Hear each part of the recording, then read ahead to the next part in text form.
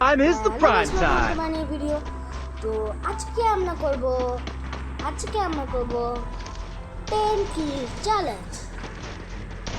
তো চলো চ্যালেঞ্জটা স্টার্ট করি।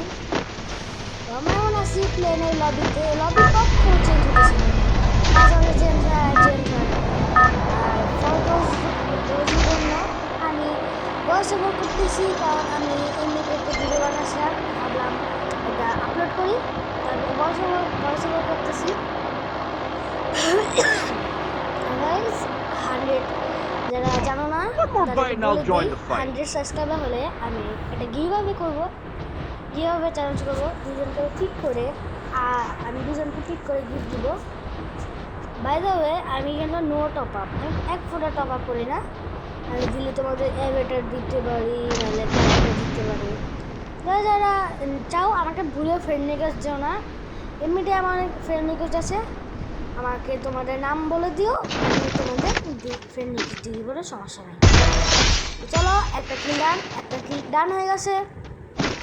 এখান থেকে চলো স্কার্টটা নিয়ে চলো সামনে রাশ করি। সামনে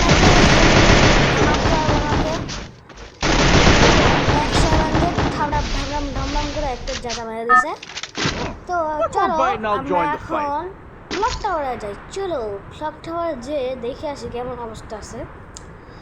আর তোমরা যারা জানো না, আমি একটা স্নাইপিংও করি, অনেক ভালো স্নাইপিংও করি, আর রাশিংও অনেক করি। এই দুটো আমার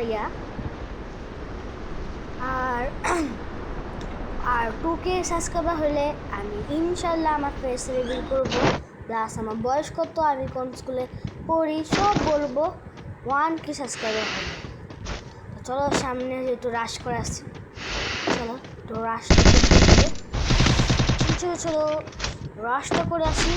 মরে গেছে, ওর কাছে আছে BSK P90। তা আমি জানো রাশের মানে কি,